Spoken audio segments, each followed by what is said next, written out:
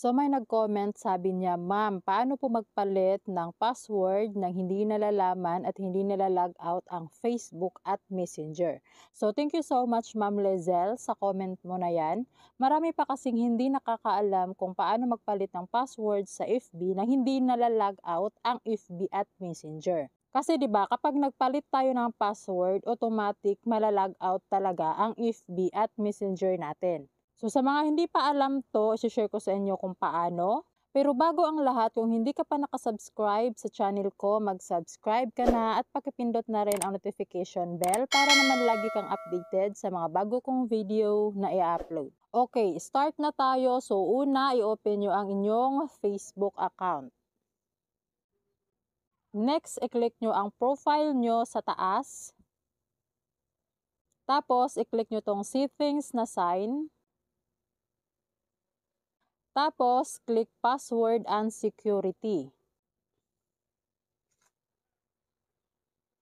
Scroll down, tapos i-click nyo ang password and security ulit. Tapos, click change password. Tapos, click nyo tong Facebook kasi dalawa ang choices dyan, Facebook at saka Instagram. So, i-click nyo tong Facebook. Tapos, ilagay nyo dito ang current password nyo. Next, bagong password, yung ipapalit nyong password. Tapos, i-retype nyo lang sa baba ang new password nyo. After nyan, i-click nyo ang change password. Tapos, mapupunta kayo dito sa logout of other devices. Ang gagawin nyo, huwag nyong i-log out. So, makikita nyo dyan kung saan at anong phone naka-login ang account nyo. Pero mas safe pa rin kapag naka-log out kayo para if ever man na naka-login kayo sa ibang phone, tapos nakalimutan nyong mag-log out, i-safe ang account nyo dahil naka-log out kayo sa lahat ng device. Pero since gusto mo naman, Ma'am Lizelle, na magpalit nga ng password na hindi nala-log out ang FB at Messenger, so ang gagawin mo, wag mo siyang i-log out. I-click nyo lang tong stay login sa baba. So okay na, ngayon tingnan natin. I-refresh muna natin.